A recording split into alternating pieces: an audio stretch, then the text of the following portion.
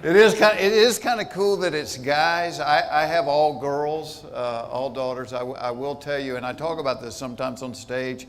I truly believe from living with all girls, women are smarter than men. And every night when I say that, women start applauding. And I'm like, y'all, it ain't that big a deal. What I'm saying is you're smarter than a creature that every time it takes off its underwear, it tries to pick it up with its toes, flip them in the air, and catch them with its hand.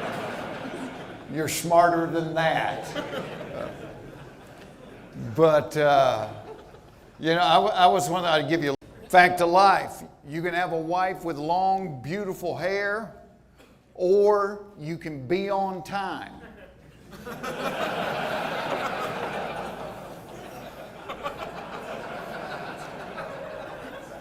Fact of life, if your wife hints she might be in the mood, your kids will sense it and won't go to bed for 3 years. Fact of life, women always have more questions than men have answers to. Great example of this. About 8 or 9 months ago, I got a text one day. The text said, please pray for Tom, he was in a bad wreck. So I go through the house, I find my wife. I said, hey, just got a text that said, please pray for Tom, he was in a bad wreck. My wife said, was he driving? I said, I don't know. I just got a text that said, please pray for Tom, he was in a bad wreck. She said, were Carol and the kids in the car with him? I said, I don't know. I just got a text that said, please pray for Tom, he was in a bad wreck. She said, were the people in the other car hurt too? I said, I don't know. I just got a text that said, please pray for Tom, he was in a bad wreck. She said, did they even have insurance? I said, I don't know. I just got a text that said, please pray for Tom, he was in a bad wreck. She said, what hospital did they take him to? I said, I don't know. I just got a text that said, please pray for Tom, he was in a bad wreck. She said, you don't know anything. What do you know? I said, no, you need to pray for Tom. I just got a text that he was in a bad wreck. Life, the more kids you have, the worse your parenting becomes. People that only have one child are making homemade baby food out of organic vegetables they're growing in their own backyard. Yeah, by the time that fourth kid rolls around, you're smoking a cigarette while you watch your toddler pull a year-old milk dud out from under the stove and eat it. Pick the cat hair off of it before you put it in your mouth, dummy. Fact of life, if you are trying to get to the bathroom in an emergency situation, it is not a wise idea to unbutton your pants in transit in the effort to save a couple of seconds.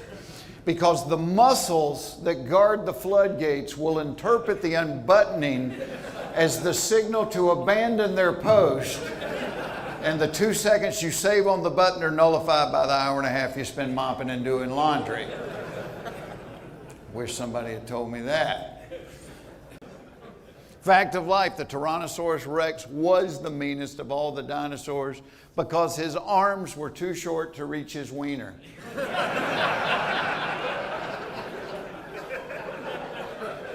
That's a medically proven fact. That will make you angry. A lot of people.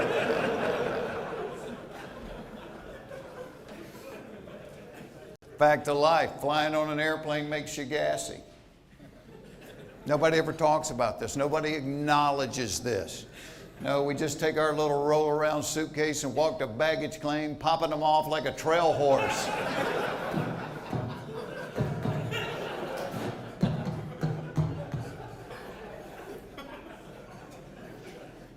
See, when I wrote that, I didn't know if I was the only one that did that or not.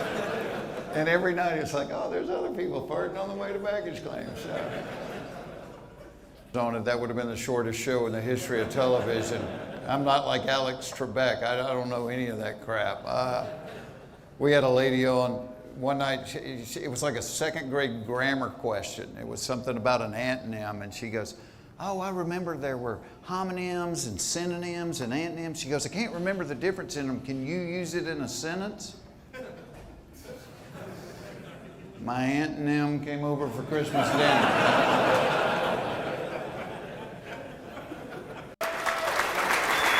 We'll try it. Try a new one. Oh, look at that. That is awesome. So, how are you?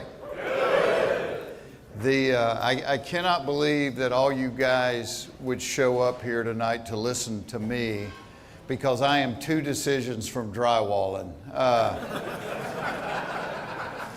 As if I feel like when I look at a group like this, it's like, tell us something wise. And I think people think I'm smarter than I am because I hosted Are You Smarter Than a Fifth Grader for 6 years. And I tell everybody if they didn't give me the card with the answers, I ain't holding anything back. That's all I got. But I am honored to be here with you tonight. And I know, I mean, some of you guys here are involved in a church. Some of you guys don't go to church. Some people have been burned by a church. Some people gave up on church. Some people don't believe in any of that. And all of that's cool. If you got burned by a church, which I did very young in life, all I can tell you this is you didn't get burned by God. You got burned by people that screw it up. Christians are the worst representatives for what we believe more than anybody else on the planet. It's like when I was doing the blue collar tour and they got Larry the Cable Guy to be the spokesperson for Nutrisystem. True story. So and they were going to pay him like this pile of money to lose 50 pounds. And he knew he didn't have the willpower to do it. But he wanted the money. So he hired this trainer to go on the road with us, and the trainer was supposed to make sure that he ate right and that he exercised every day.